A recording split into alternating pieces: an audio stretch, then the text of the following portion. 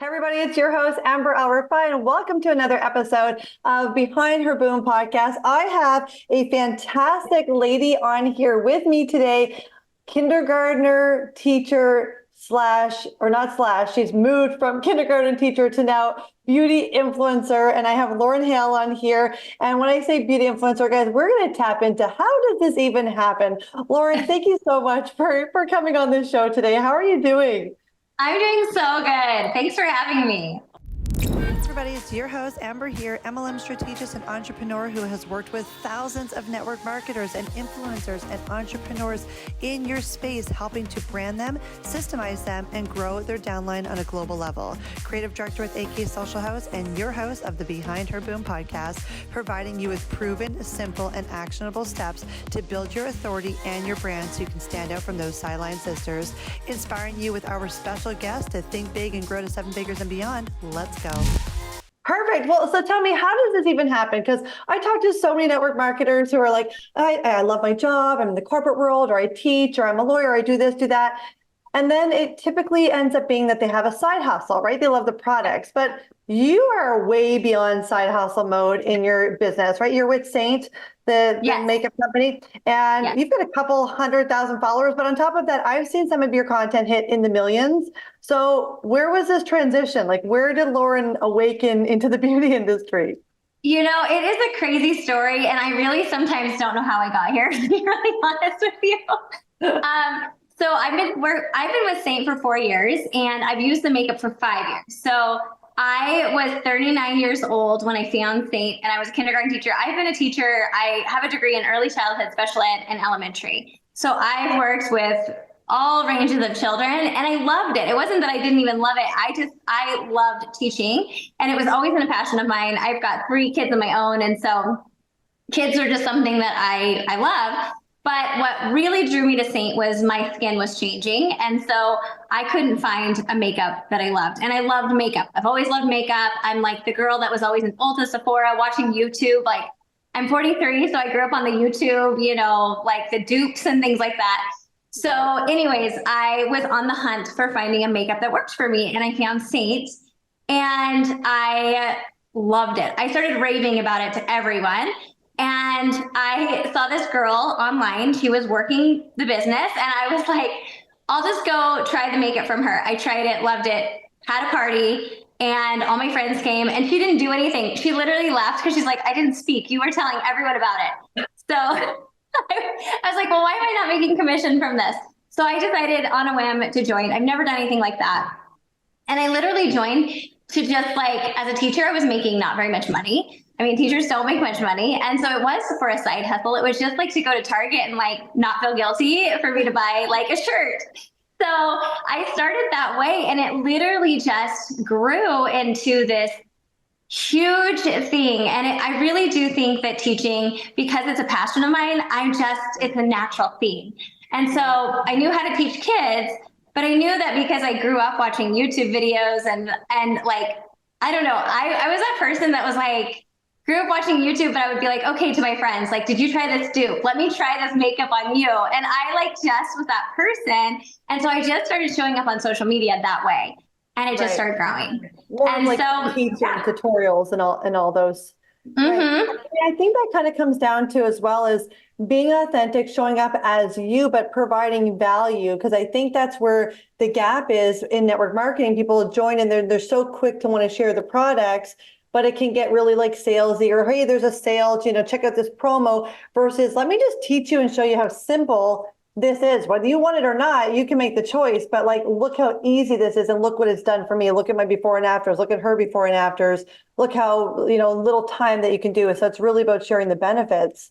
And it just kind of took off from there. Would you say you're consistent? Like, do you show up every day, or did that play a big role in like the crazy growth? Like, what did you have before you started Saint on social media as a kindergarten teacher?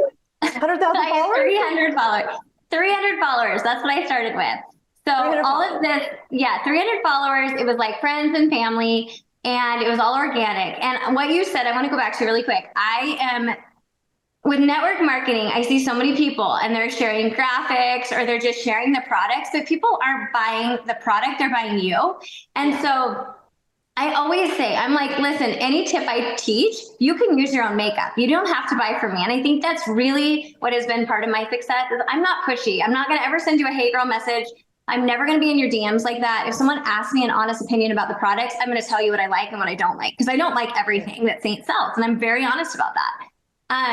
And so, yeah, so I had 300 followers when I started. I've always been very honest showing up. I've always showed my real skin. That's another thing that I've noticed in the beauty world. People don't always show the real skin. There's a lot of filters out there. I've always showed like my age spots, my redness. I've had a lot of rosacea. And so I think women connect because they see a part of themselves and me, and they're like, oh, like I get that. I get that part of her story, and I feel that way, and I feel alone, but she's making me feel less alone. So I want to try that. And I really believe that makeup doesn't make you feel beautiful. I've said that from day one too. It's really about finding your inner confidence, and then makeup just enhances that.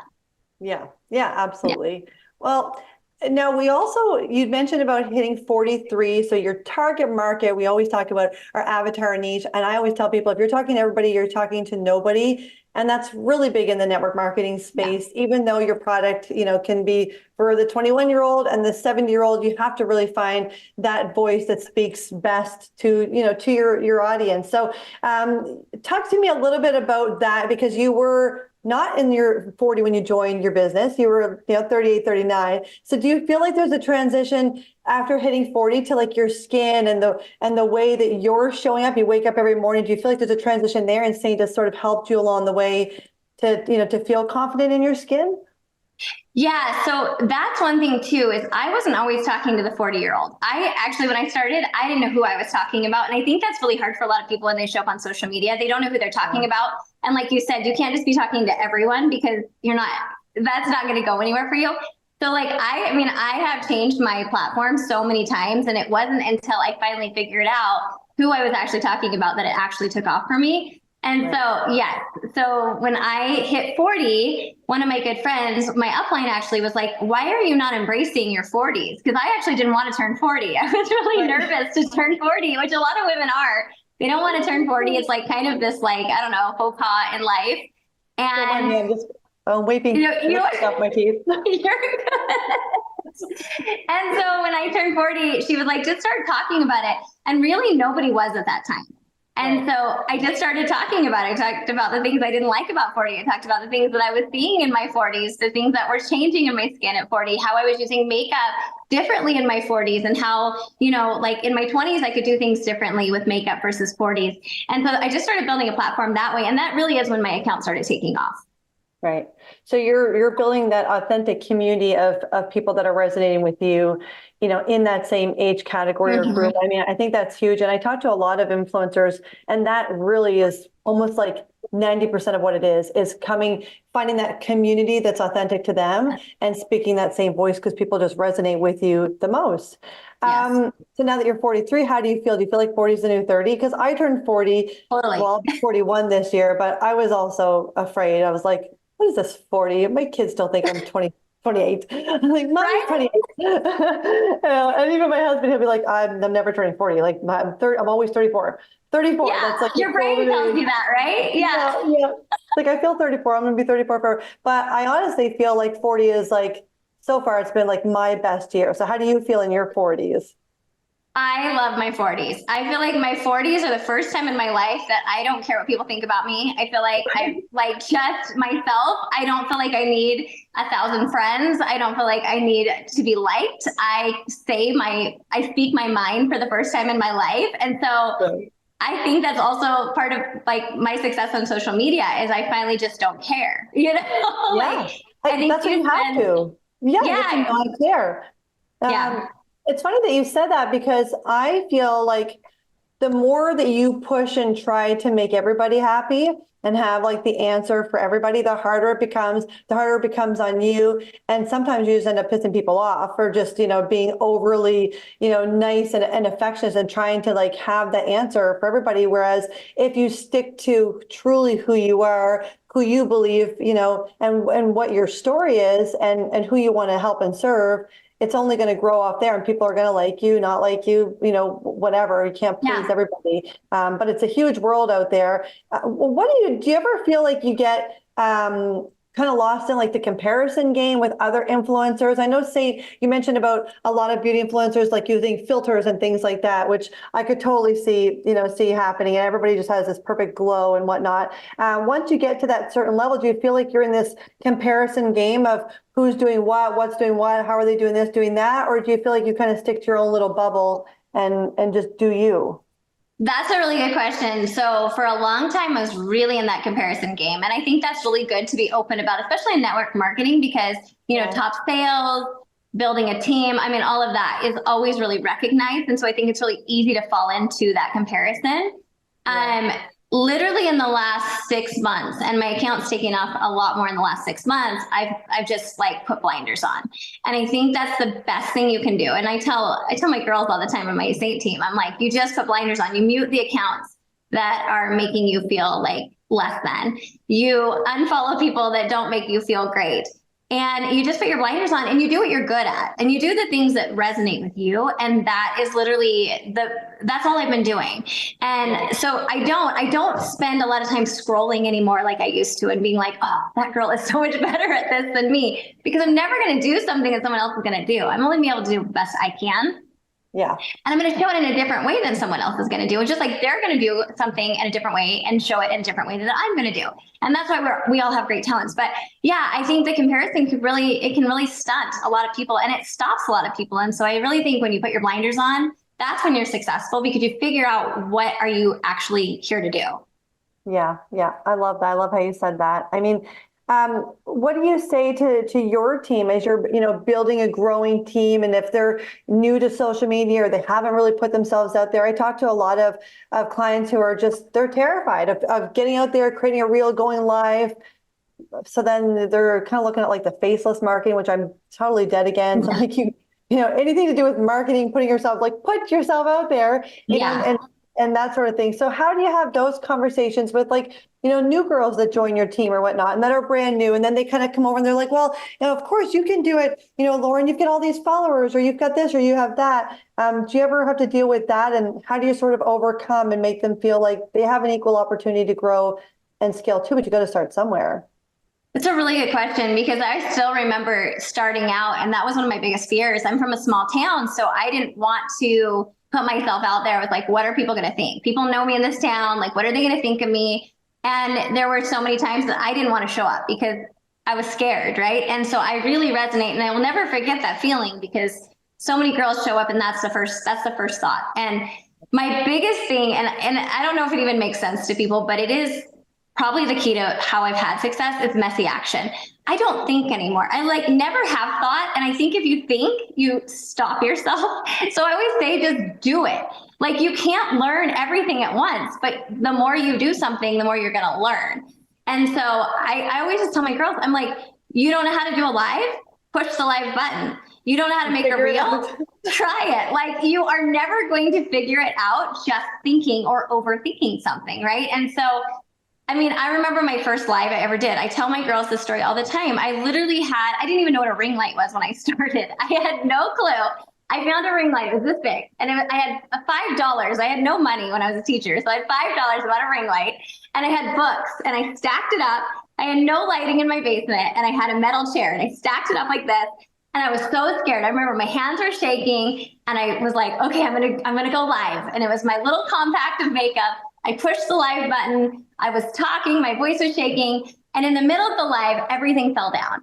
And you could hear this bum, bum, bum, bum, everything. And I just was mortified. And I was so shy.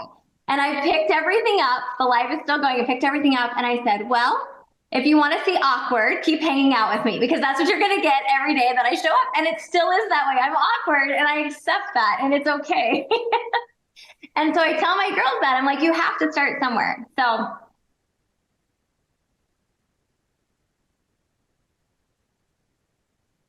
Oh, I lost you.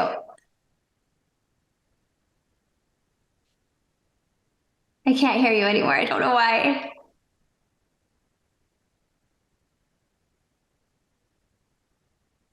Is that better? Mm-hmm. Yep. Okay. You're back. Hold on. Sorry about that. That is so weird that did that. Okay. That was weird. We'll edit that. Not me, but the team will edit that. Okay. I've been figuring it out, guys. I totally remember when I had first gotten a ring light to have to do videos, and it was like the tall ring light, but it had a clip on that you could put your phone in. But I had never installed that properly, and I think I threw it out in the box, like when I chucked it. So I never actually had the piece for the phone. And I remember going to my sister, who was a photographer, and had everything set up all perfectly and looked great. And she's like, "Amber, like, where is your thing to put your phone?" She's like, "Look how I do it. It's all so simple and easy, and like, look at my color." And I'm like, mine never looks like that. I have to like lean my phone up to my laptop, to my computer, and then bring the ring light down so that I can see. She's like, "Why is it hooked up? Nothing was like, properly." But you have to start somewhere. And the best thing is when you start your lives, I'm the worst to say about lives, because still to this day, I can't do a live. I like posted a video. I have like my team that'll do my videos and post everything. So I always want to make sure that it's like edited and whatnot. But you always want to get out there and just be real and show who you are. So I was at the gym this morning and I was like, I want to go grab my phone. Everything's like a big deal to like bring your phone into the gym. Not the type of gym where like, look at me and doing my glutes, like that kind of gym. Yeah. I'm not like a pretty workout girl. It's like everything's just very like scummy and whatever. And I was like running on the treadmill and I put the phone there and I just recorded it for a little bit. So I was like, I want to show this and show what I'm doing. But I looked at the video and it's like all double chin and like kind of like up my nose. My husband's like, "What are you posting?" I'm like, "You told me to be real and authentic and be real. This is me running. There's nothing pretty about like running gracefully." Everything's big. Like, no, I totally love it. I'm just gonna show up or what. But you have to start messy. The nice thing is that if you've never done a live, the first time that you do it, nobody will know that you're live anyways. So you're just showing up for yourself. Exactly. I love it. And that's the thing. I think so many girls are so worried, but I'm like, really, nobody's even really watching. And you know what the thing is too is, if they're watching, they're not pushing live. They're not doing it. You are. So you're already ahead. And I don't know. I think that's really what it is, though. The more messy you can be, just try. And I know you're going to fail, and the failures help you grow. So that's my best advice. Yeah, I agree. The failures will help you grow. I love, actually, if you start doing your content and being consistent and showing up, I highly suggest every like 30 days, 60 days to go back and watch the first piece of content that you did and compare yourself. And I always say, compare yourself to nobody but yourself, because that's the best way. And I love going back to like some of my old content where I thought it was like amazing stuff. And now it's like so entertaining. I'm like, I'll never delete that. That's great. I love it so much. I post that stuff all the time for people to see, because they don't realize, especially like girls that even sign with me, they have no clue that I started somewhere. I'm like, I was there. Like, you start. Everyone starts somewhere. Yeah, you got to start. And I love these women that are in their 40s, 50s, 60s, like they're getting out there and just showing up and going all in, and they're building these massive communities because there's so many other women that are just dying for that same thing that they're not getting in their little towns, or they're not getting, through their friends and family. So they're getting it on social media. Yeah. With your same business and showing up on social media, do you like to talk or share anything else, in your personal life, or hobbies, or recommendations, or do you keep it strictly makeup, skincare, and do what you do best? I literally share everything. Like, it's such a tight community over in my little space. They like know everything about me because I'm very authentic. I feel like if you're going to be a part of my little group of community people over there, like, I'm going to have highs, I'm going to have lows. I'm a normal person. And that's one thing I show over there. I'm not this beautiful, you're not getting this beautiful influencer over there. You're getting like the messiness of life, because I want women, especially in their 40s, to see like, you are not alone. Like, I have anxiety. I have 3 teenagers that put me through the roof sometimes. I am a travel mom with a lot of sports, so we are always on the road. So they see all of these things. I am going through perimenopause, so I talk about that on my page. So there is just a lot of everything over there. I basically call them my besties, because I talk to them just like they are. Yeah, I think that's great, and that's really how you build an authentic community of people that just keep coming back and loving on what you have to offer. And I always tell people the sales will come, the opportunities for joining your team will come. But I think if most network marketers spend the majority of their first year in their business of actually not focusing on the income and what they can produce, but rather focusing on creating the connections and building a community, then it will organically just happen anyways, because people are going to want more of what you have to offer. 100%. I think if you're doing that, you're doing it right. Yeah, I agree. Well, what else do you have on the go? Where do you see Lauren in a few years from now that you're, blowing up to almost 500,000 followers and doing all the great things? I mean, I love the Saint industry. I've worked with so many clients in Saint and so many beautiful people, and they all have nothing but the best to say when it comes to that community over there. Where do you see Lauren, in a couple of years from now, Lauren, the influencer? Gosh, that's a good question. I have a lot of passion right now. Gosh, going through perimenopause has been just kind of like a life-changing, kind of like a whirlwind for me. I hit that last year when I was 42 last summer, and it was kind of a low for me. And so I switched a lot of my page, and I just decided to start talking about that. And so for me, I really see my page going a lot there because there's just so many women. I get so many messages from women that are really struggling in their 40s. And I've always showed up. The reason I started, honestly, online was to serve women. That was just what I've always wanted to do, not only in the beauty industry, but just to help women. I mean, there's just so many women out there that just feel alone.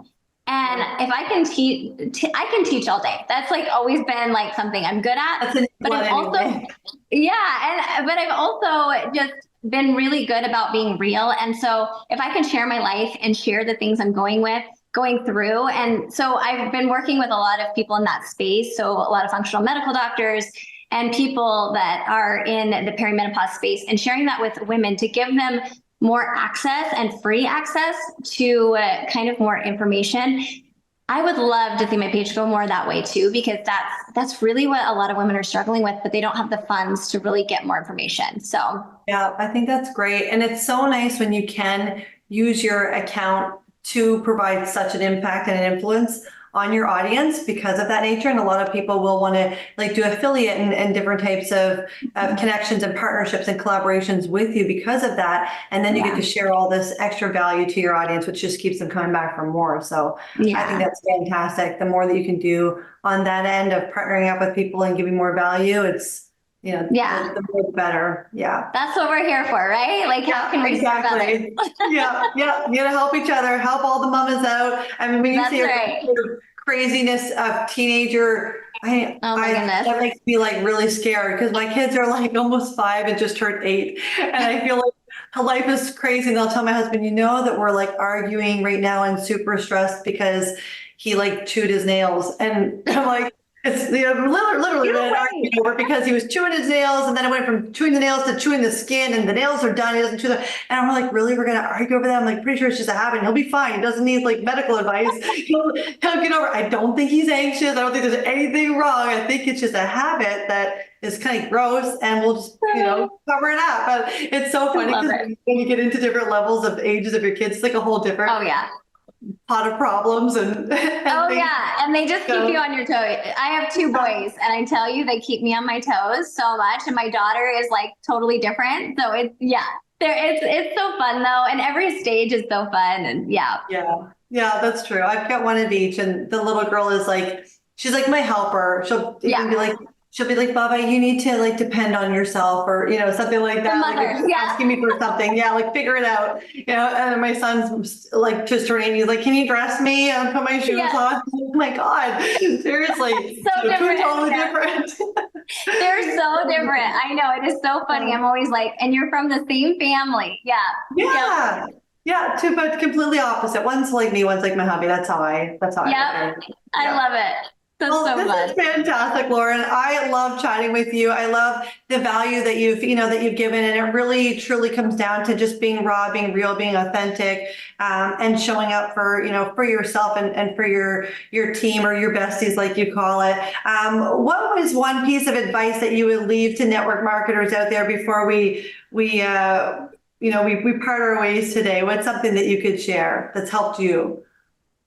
Oh gosh, there's so many things. I think the best piece of advice I could say I get to anyone thinking about network marketing, could I say that? Yeah, Can we go absolutely. there? I would Yes. say do it. I mean, that's what I really want to say because I think there's so many people out there that there's such a bad rap to it. But honestly, it is so life changing. My life has changed like 360 since I decided to say yes to something that I was scared to do.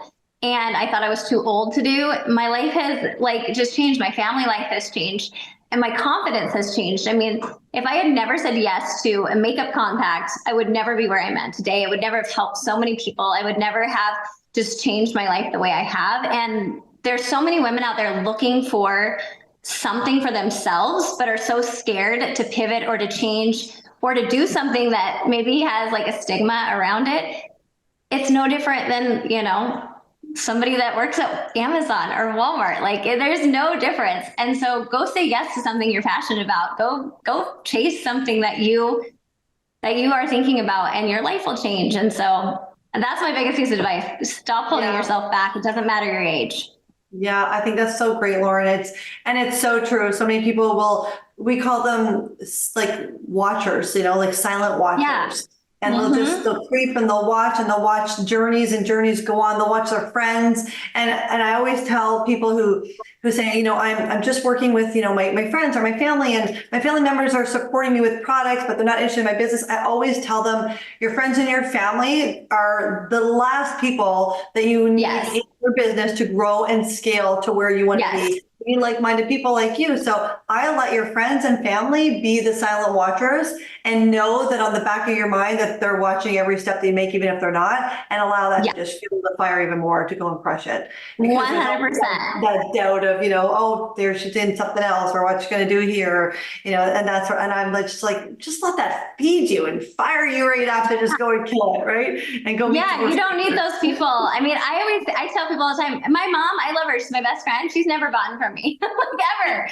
That's not why. It's like your friends and family aren't the ones that are going to support you. There's so many people out there that are looking to support you, but you have to be passionate about something and you have to want to go after it. And that's the thing. I think we hold ourselves back because our fear tells us we can't do things. We are more than our fear. And I think that's the thing we have to remember and just go for it. Like, what's the worst thing that can happen? The worst thing that can happen is maybe you made a little growth by trying something new. So exactly. Yeah. And we won't even get into the self-development that happens over network marketing. No, it's amazing. Yeah, it's so true. That's a whole nother one. That's a whole other episode. Well, I appreciate you, Lauren. Where can people find you and connect with you? Where is the best place? Is it on social media, Lauren Hale? Yeah. Lauren L. Hale is TikTok, Instagram, and Facebook. Perfect. We'll make sure to put that in the context so that you can reach out, connect with her, take a color match if you haven't tried State yet. I'm definitely a huge believer in the products. I think they're amazing. And I love everything that you're showing up for and doing on there. I think it's wonderful. And if you're 40 or above and you just need tips, you feel like your body's going through something crazy, like reach out, check out what Lauren's doing, see who she's partnering, collaborating with, and the type of value that she can offer you. And I appreciate you taking the time to come on here today and be part of our episode. Guys, until next time, this is your host, Amber. I'm Behind Her Boom Podcast, and we'll see you on the next show.